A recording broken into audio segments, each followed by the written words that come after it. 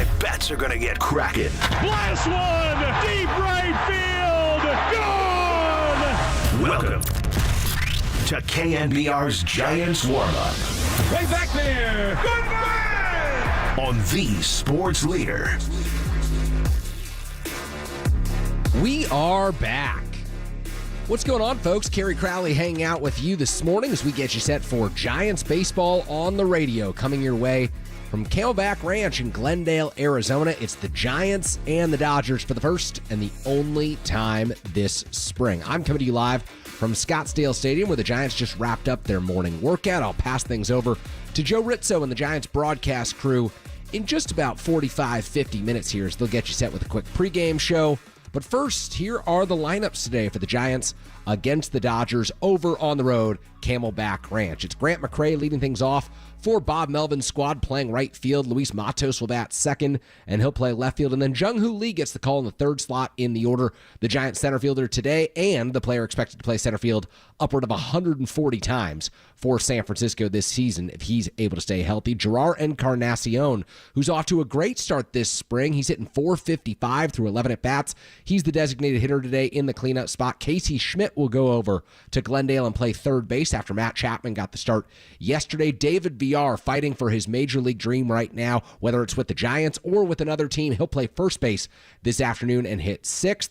Sergio Alcantara will hit seventh and play second base for the Giants. Max Stassi, the catcher, you can hear him on Extra Innings this afternoon with Bill Lasky on the Giants postgame show. And then Christian Koss gets the start over at the shortstop position. Koss off to a really nice spring training start for the San Francisco Giants so far. I've heard his name a few times in about the 48 hours that I've been here down in Scottsdale, taking in the sights and sounds from Giants spring training. Look, Koss isn't a prospect. He's not someone who's likely to impact the big league roster this year, but he does provide the Giants with a little bit of depth at AAA. He's playing some second base, some shortstop, some third base, so it's not out of the realm of possibility that you see him in the majors at some point, filling in a pinch in an injury situation for the Giants. And so the young right-hander Carson Seymour will make the start. We'll tell you why Carson Seymour is pitching for the Giants today in just a few minutes. But first, the Dodgers lineup over from Camelback Ranch. It's Chris Taylor who starts and plays third base. He's in the leadoff spot. Freddie Freeman, the designated hitter for L.A. Teoscar Hernandez back with the Dodgers on the big 5-year contract that he signed this offseason. He's in right field. Sarah High School's own James Outman, the cleanup hitter in center field. Austin Barnes, the catcher. He'll bat fifth for Los Angeles. Eddie Rosario in left field. I missed the fact that Eddie Rosario was a Dodger, quite frankly. Great major league pedigree, over 160 career home runs. He's out in left field today for Los Angeles. David Bodie at second base. Hyesung Kim at shortstop. And Lockwood Powell over at first base, the young player in the Dodgers organization. The pitcher today for Los Angeles, someone you likely haven't heard of. It's the right-hander Matt Sauer, 26 years old, wearing jersey number 64, a 2017 second-round draft pick of the New York Yankees. Very limited major league experience. 14 games a season ago, 7.71 ERA. The Dodgers didn't want to show the Giants any significant pitchers, so the Giants aren't going to show the Dodgers the right-hander who was expected to start today, Justin Verlander. Instead, the 42-year-old overthrowing a minor league sim game at Papago Park. He'll face the likes of someone like a Mike Yastrzemski, a Lamont Wade Jr. The Giants sending a few different players over to their minor league complex so that Justin Verlander can get some work in. Patrick Bailey going to catch him today, and they're going to keep him on a tight pitch count. So expect something between 30 and 40 pitches. It's not a real game. It's not even a real live batting practice. It's just an opportunity for Justin Verlander to go up and build some stamina before spring training. So instead of letting the Dodgers see what Verlander can offer, the Giants are going to hide him this afternoon, and some beat reporters who cover the team headed over to Papago Park this morning. So with that, why is Carson Seymour on the mound? What has Bob Melvin seen from the Giants so far this spring? And a few other dilemmas that the Giants are sorting out right now came up this morning as Bob Melvin met with Giants beat reporters in the dugout. I was there, caught some audio as well. Here's what Bob Melvin told Giants reporters this morning at Scottsdale Stadium. We understand you have some new guest instructors popping in today? We do. It's like we got a few coming, so they come two-man waves now. Javi's here, Marco Scudero. So it's nice to have. All these guys have been impactful already, starting with Petit. How do you expect Marco to be of help? Who do you expect them to really sort of gravitate to? You know, Marco's kind of the type of player that we style a team we want to be. I mean, we talk about situational stuff and gritty and, big hits and making the right plays and, just a sound, fundamental player. So it's nice to have him here and kind of introduced him to the coaching staff that way today. Is there anybody that you have in camp that you hope can really soak something up from him? I think Fitzy, right? I mean, Marco's played different positions in the infield too. Second, probably his best position. Fitzy's there now making that transition. I think he could be impactful for him.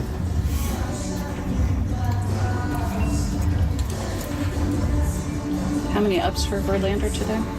I don't know. It just depends on pitches, I think, and you can control the innings, and so I understand some of you guys want to go over there today. I think probably lock you out. There's a gate there. What have been your impressions of Carson Seymour and what are you hoping to see out of the start today? Yeah, he's got good stuff.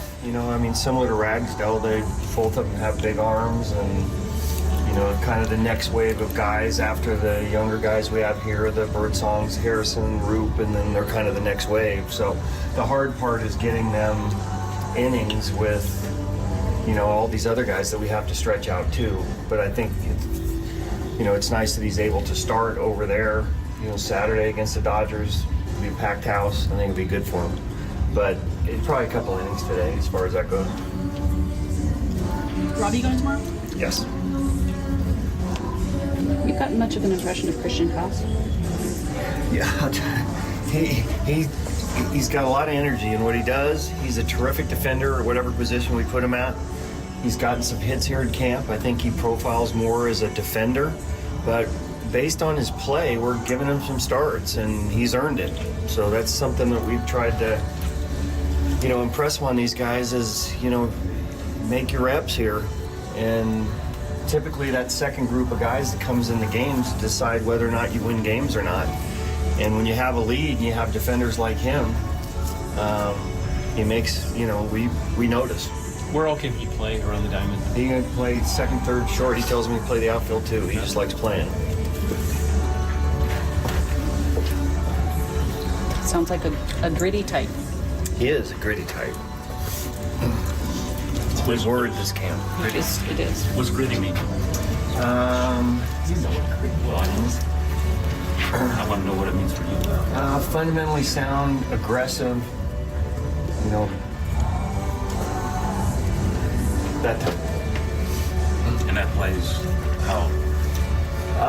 Typically those type of players, don't make mistakes late in the game. They get guys over. They understand the scoreboard and how the game's being played at a certain time.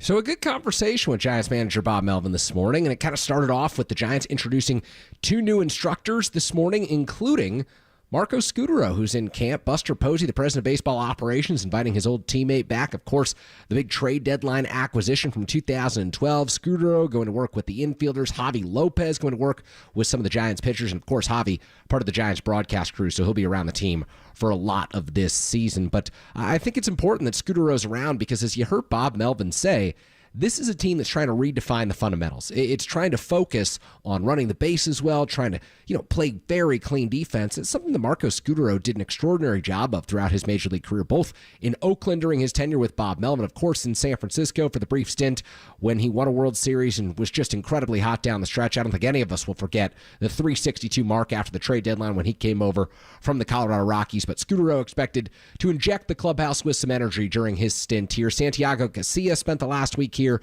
as a roving instructor, and JT Snow also spent the last week. You hear him on KNBR all the time. You heard him a bunch this week talking on different shows about his work with 20-year-old prospect Bryce Eldridge. And I'll tell you what, Bryce Eldridge walking through the clubhouse this morning, this guy just looks beyond his years. 6'7", every bit of it, physically imposing. I mean, he looks like the real deal. And it is still very early in his career. He's going to have to make some adjustments at the minor league level this year. He's not going to break camp with the Giants, and nor should he. He's only got, a few games really above the high A level in the minor leagues. But man, Bryce Eldridge, by the end of this season, by the start of 2026, he could be a huge part of the Giants' future and could be a really big part of their success later on this year or early next season, because when he hits the big league level, he will do so ready to hit the ground running. So JT Snow put in some good work with him.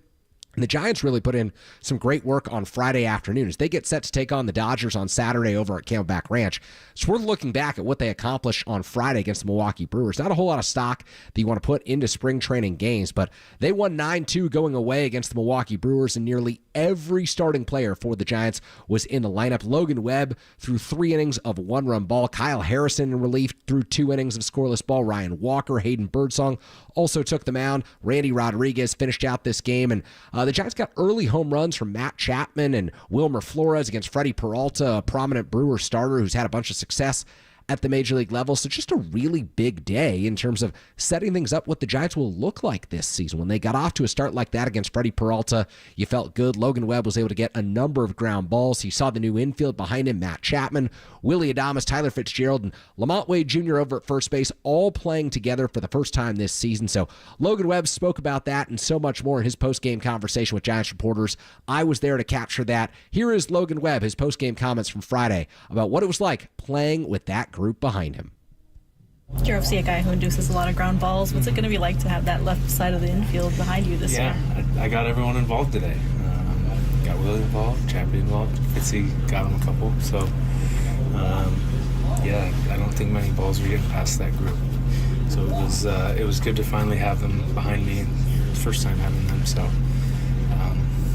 it's also too like even just being out there. It's kind of like when Carl was here.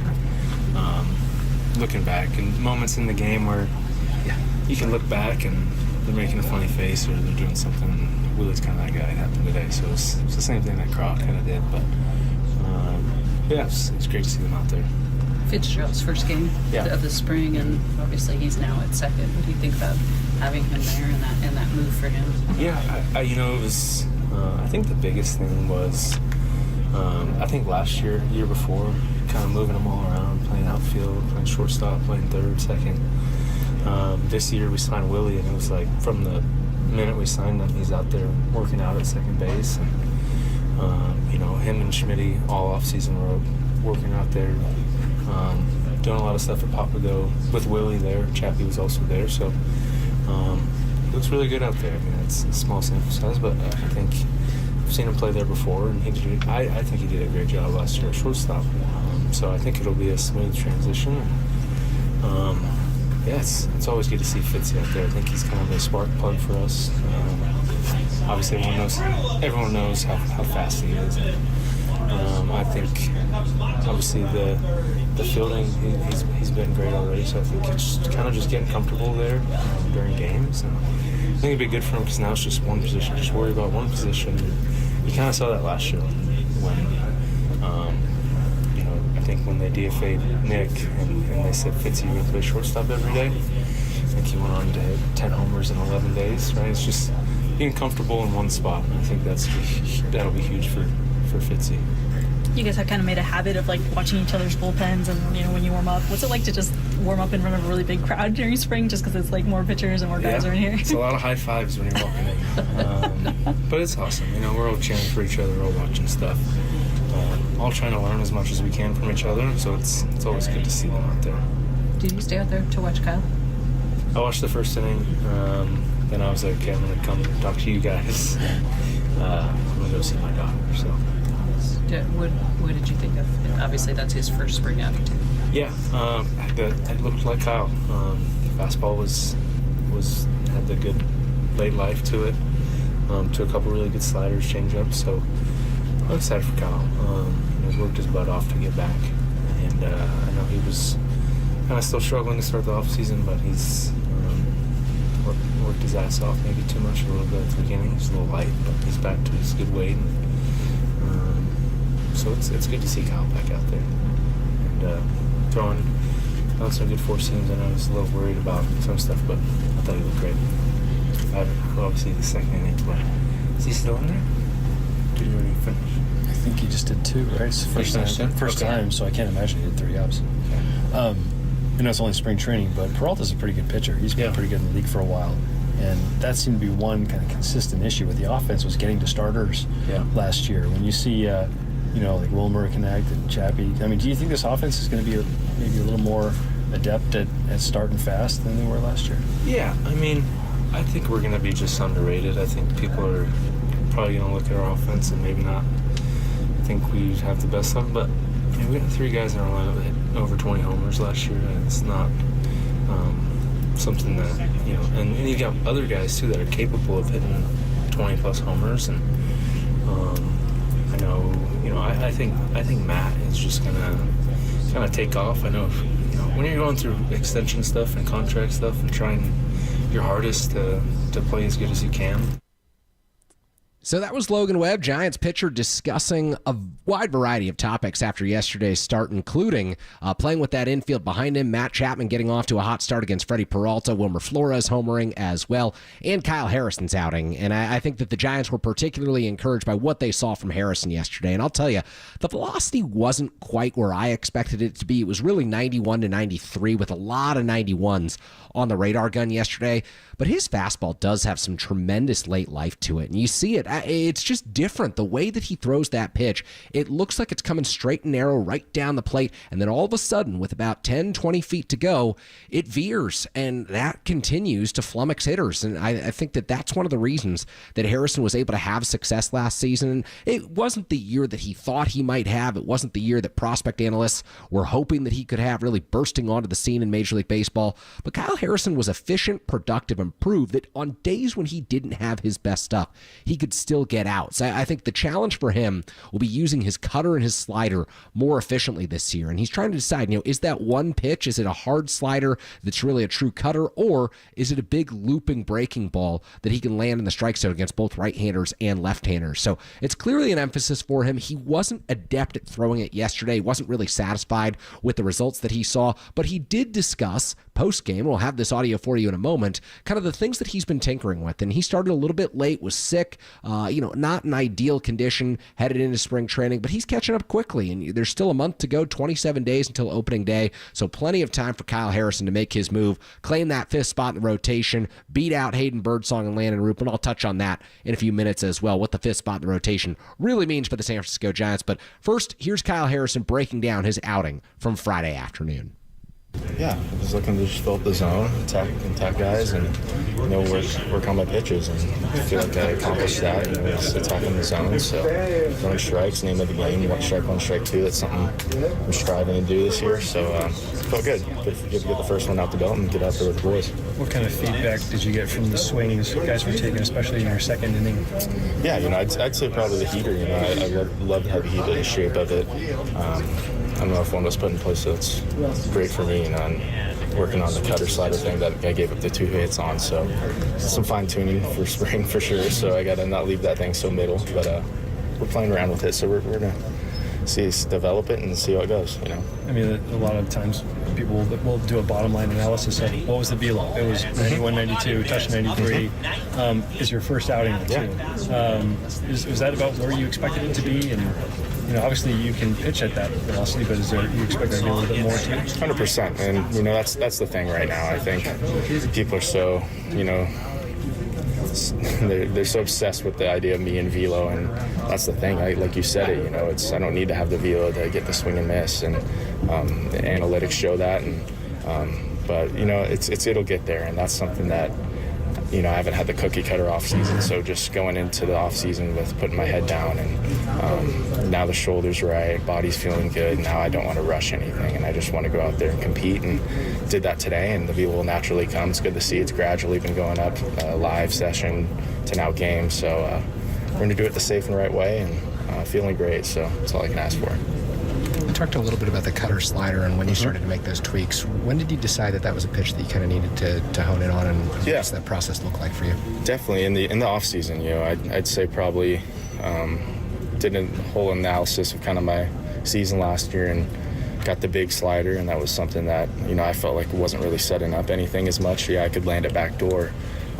But throwing it in, I'd either get an easy take, so I felt like I needed a little bit of a blend of a harder slider cutter thing that I threw today, and didn't go too well today, but oh well, that's why you need the bullpen sessions and we put in the work. But I'm excited about this pitch, has potential, and just got to hit my spots next time. It's the first time you guys had the projected starting field off playing together. How do you like the looks of that? Oh, look great from the instance like I said, lead off double, and anytime they could turn a aggressive base runner going to third, and really was looking right at Chappie. I knew his play was going to be made like that. So should have got up, probably get yelled at for not getting over as much, but I knew they had it on lock. So no, it was awesome to get 50 back out there too. So infield's looking good.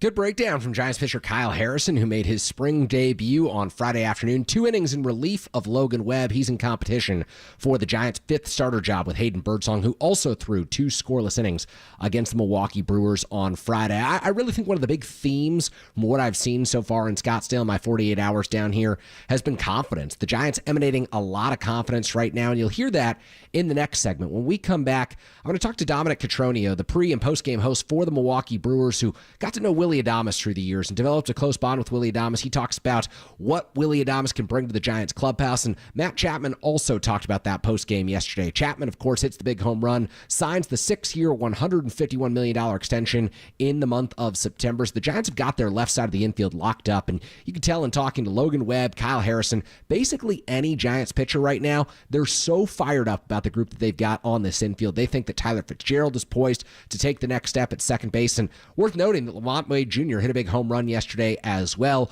over onto the Charo Lodge out in right field. So positive developments for the Giants yesterday as they sent a bunch of their starters out to take on the Milwaukee Brewers and Freddie Peralta, a top Major League starting pitcher as well. So good developments all around. When we come back, Dominic Cotroneo, Matt Chapman on the other side, breaking down the San Francisco Giants, Willie Adames, Matt Chapman, and so much more. You're listening to Giants Warm Up as we get you set for Giants baseball. Coming your way, top of the hour from Camelback Ranch, it's Giants Dodgers on KNBR, the sports leader.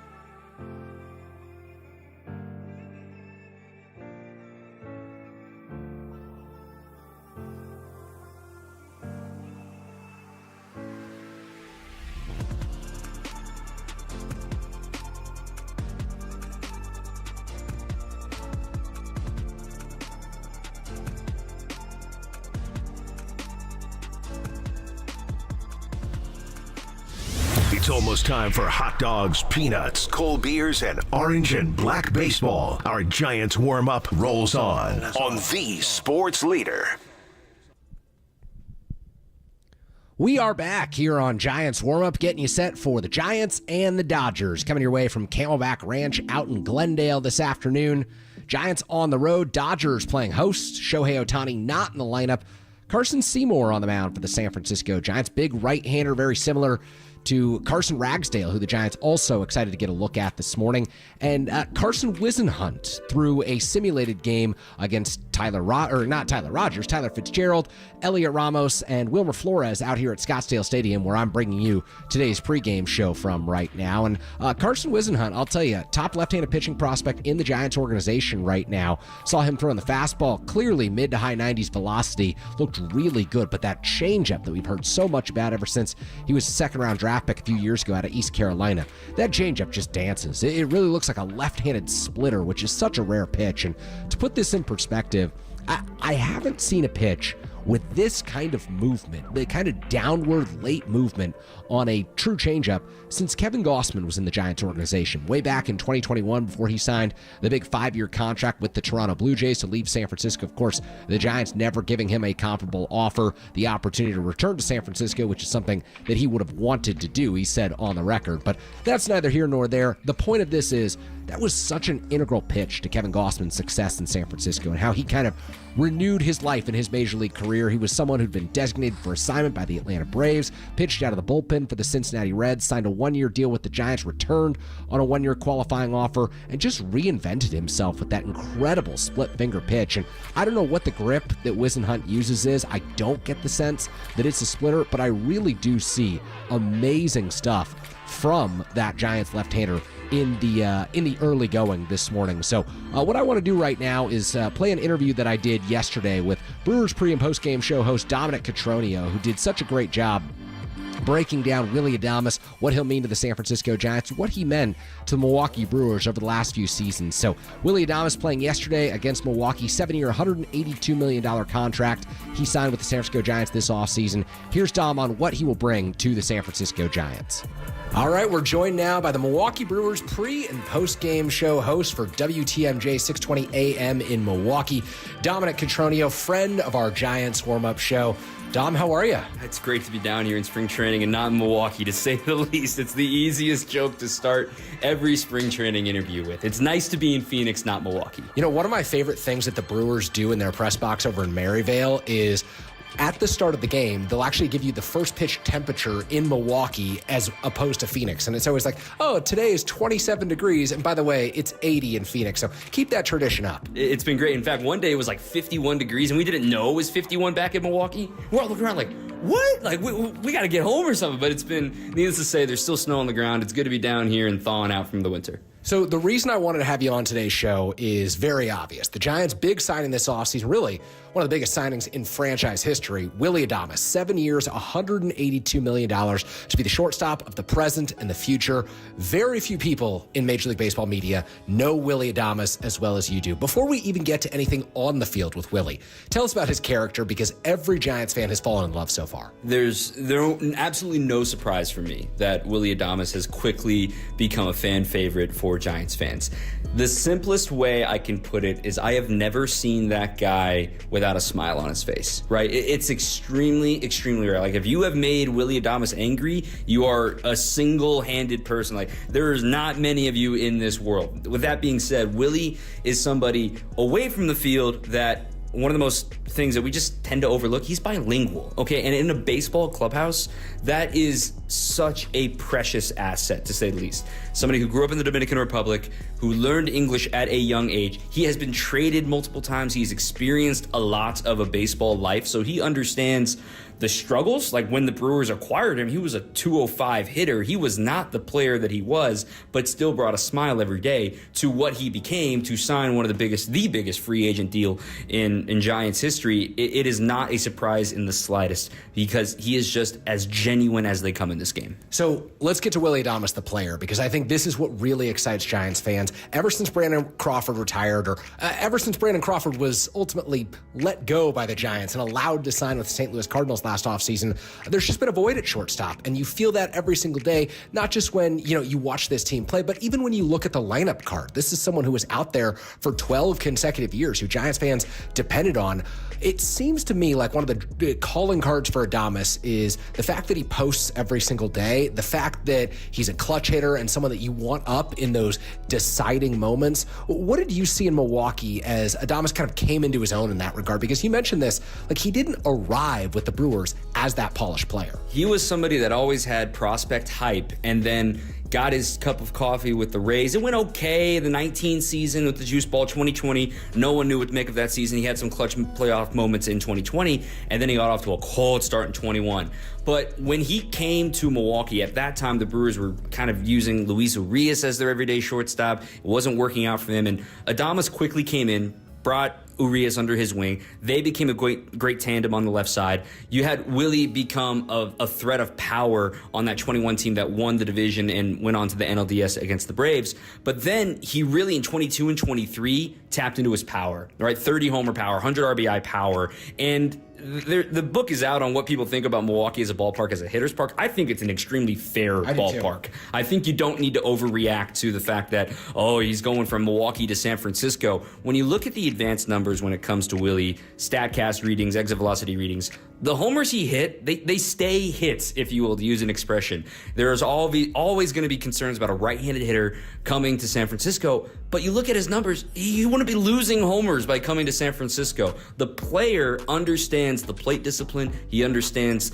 adding pop to go with some steals. I don't know if the steals are going to stick around for him, and I am very certain that last year's defense was an anomaly for him. I know there's a lot written about his DRS numbers and his outs above average numbers. I find he has an incredible arm. He gets to all the plays he's supposed to get. He's not going to be as smooth as Crawford, but he is going to get the plays he's supposed to make, and that's exactly the kind of guy you want to put a cornerstone around. Well, and that was going to be my next question, is about Adames' defense. You've seen him play shortstop. You've seen him play with a wide variety of third basemen over in Milwaukee. Now he's joining Matt Chapman on the left side of the Giants infield, who's the reigning Gold Glove Award winner. He's won 5 of them. Chapman has essentially said, hey, Willie, anything hit to your right, you don't got to worry about. What can that do for Willie Adames in terms of his defense over the next 2-3 seasons? Because beyond that, I think it's really hard to project what a 34-year-old looks like at shortstop. But really, in the interim, he is the Giant shortstop. What kind of a defender can he be? Exactly what you talk about with Chappie being over there on the left-hand side. And I think I'm not saying that Willie is, like Marcus Semien, but I'm saying it eases the load when we think of Chapman and Semien there on the left side with those A's teams,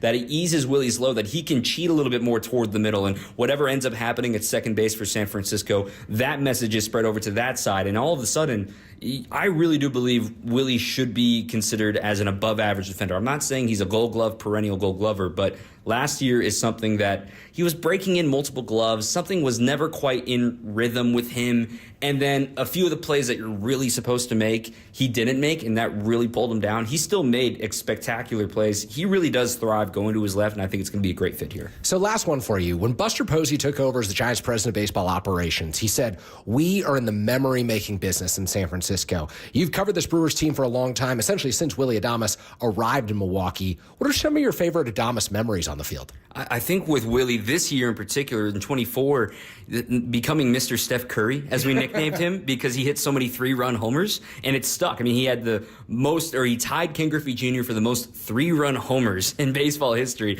I mean, a lot of that's right place, right time, but it comes back to that clutch gene that you're talking about, too. Well, one thing I will always remember from Willie Adames is his character and his leadership. Pat Murphy, manager of the Brewers, always called him a pillar of the team, as one of the guys that everybody can look to for advice, and he's a vocal leader. When it comes to Willie showing that leadership is what I look to last year with Jackson Chourio and his rise. I think of Willie, and I think of the starting pitcher from Friday, Freddie Peralta, of those two guys really bringing Jackson Chourio, a child, into the big leagues, because Willie was that child at one point in the big leagues, not quite performing, not quite going up to snuff and being great. And one last thing on Willie, I think the Latin fans of San Francisco are going to love Willie. The Marichal connection as well. He always wore 27. Now he's wearing 2. He loved Jeter, but the Marichal, he has not lost sight of what that means for him back home in the Dominican. Absolutely love that. Tremendous perspective as always. Dominic Cotroneo, we will talk with you throughout the course of the regular season. Best of luck the rest of the spring. Thank you, Kerry.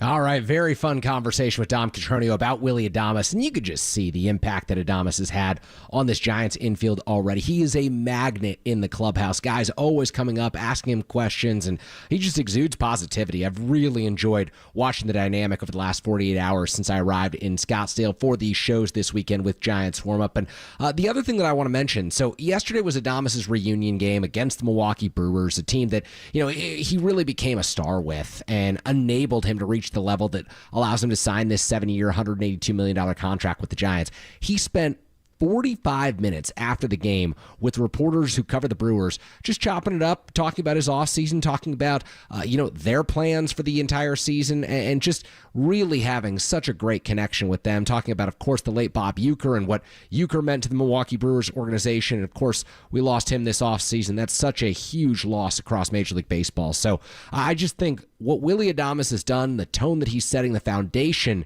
that he's building in San Francisco, Giants fans are going to see it right away come opening day, and it is all beginning down here in Scottsdale. So one more thing that I want to do here on the Giants warm-up show, play some audio from Matt Chapman, who spoke yesterday after a big game. He played alongside Adames on the left side of the infield. They, of course, turned a 6-5 putout with Logan Webb on the mound. That was a really important moment as those two showing some early chemistry on the infield, providing that third base shortstop dynamic that Giants fans hope leads this team to a long, fruitful season. $333 million the Giants have invested in the left side of the infield. Chapman also homered yesterday off of Freddie Peralta. Here's what Chapman had to say after yesterday's game. Getting the whole infield together for the first time, and Willie's already throwing 6-5 fielder's choices in the first day. I mean, it's pretty good. Yeah, for sure. How this group's going to come together. Yeah, I mean, we got a good thing going already. Me and him on the left side feel comfortable playing with each other, and he's obviously a guy that's been around, and he's a pretty savvy guy. So it's not going to take much for us to get on the same page. We asked Bob, Fitzy's getting a little behind, but it's a new double play partner for him. He's like, these guys were working for a long time before spring training even started. I mean, did you feel like that time was really, did you get a lot accomplished in that time together? Yeah, I mean, we were all out in January working together, so I think that it's for Fitzy, he's not too far behind, and at the end of the day, I don't think any feed Willie gives him or I give him is going to be too hard for him to turn, so I think he'll be all right. How do you like him at second, just in general, after seeing what he could do at short? Yeah, I think it'll be easier for him. I think second base is a lot easier than shortstop, and him playing the same position every day will be huge for him. Just gets more comfortable. Doesn't have to rotate between second and short, outfield. You can get more comfortable, more reps, and then you just kind of get into a groove. So I think it'll be really, really good for him. And playing second base just probably less on his plate than having to play shortstop every day. Having played with him on that shortstop before, in one season, what were some of the traits that he exhibited at short that you think translate best to second? I mean, I think he's just a good athlete. It's a shorter throw at second base, so for him, not having to worry about making some of those hard plays in the hole at shortstop, being on that side of the base, I think just allows him to slow it down a little bit and use it. He's got quick feet, he's got good hands, he's got a good arm, he has all the tools. It's just now the plays aren't going to be as demanding on him, and I think that's going to allow him to shine. I think this time last year you were still unsigned. I mean, how much different has it been for you to come in, and be here from the start of camp, and also just know that you have the security of the contract that you do now? Yeah, it's nice. I think, what is it, February? Yeah, I probably was still another 8 or 9 days away from signing, so it felt great to know where I was going to be out all off season. Just got to have a normal off season, and all that stuff's behind me, and now I just get to play and be a part of this team and organization for a long time. So I think for me it's the best thing that has ever happened, I think, in the baseball world. What are kind of the expectations that you guys are setting internally for yourselves this year? Yeah, I mean, with this group, we believe in ourselves. We believe in the guys in this room, and our goal is to win. Win the NL West. I think that should be every team's goal in this division, is to win your division, and that's our division. We fully believe in the guys in this room. We have a lot of talent, so we know what's ahead of us, and we know we have a big task at hand. But we're not going to shy away from that and set our standards low. What were your impressions of Harrison today? That was also his spring debut. I thought he looked good, throwing the ball well, throwing strikes. It's good to see that he's, he feels good, he feels healthy. So, we know what he can do, and if he's healthy, he's going to be big for us. You talk about contending, going after the division, kind of tough for the Dodgers and their team, what they've done recently. How do you match up? How can that be like the goal when they are so good? Yeah, I mean, you're not going to just go in and just, assume that you're going to lose. So for us, it doesn't matter who's in your division. When I played on the A's, the Astros, you could argue, were just as good of a team as the Dodgers were and are now. And our goal every year was to win the division. No matter if people predicted us to come in fourth place or whatever the situation may be, to be the best, you got to beat the best. So we're not going to shy away from those guys. And we know that they're a good team and they won the World. So some lofty aspirations, but I think this is a Giants team that so far during spring training is emanating confidence. And I think that starts at the very top of the organization. Buster Posey, the president of baseball operations, very much aligned with Bob Melvin, the Giants manager, and the Giants coaching staff as well. With Willie Adames coming in, with Justin Verlander coming in, he's throwing a simulated game over at Papago Park, the Giants minor league facility right now. This club really believes that by playing fundamental defense, by running the bases better, by getting back to the basics, something the Giants feel as if they've ignored a little bit over the last 2 to 3 seasons, they can take the necessary steps forward. They've got the talent in place. They've got a number of young players coming through the organization, whether it be Tyler Fitzgerald at second base, Hayden Birdsong, Kyle Harrison on the mound, Patrick Bailey behind the plate, that can impact this team and ultimately make this team a real contender in the National League. Time will obviously tell. There's a lot of steps forward the Giants need to take, but so far during spring training, the Giants have every reason to be optimistic and head into the 2025 season with a positive mindset, positive attitude, and a real competitive attitude that starts at the top. Like I said, Buster Posey is the one with the direction for the organization and everyone following along with the new president of baseball operations. I am Kerry Crowley. Giants Dodgers coming your way next. That's it for Giants warm-up here in Scottsdale. We're sending things over to Glendale after this break. Carson Seymour on the mound against the Dodgers. You get a good look at the Giants right-handed pitching prospect. Thanks to our producer, Rafael Corral, Joe Rizzo, and the Giants broadcast crew on the other side. You're listening to KNBR 104.5 680, the sports leader.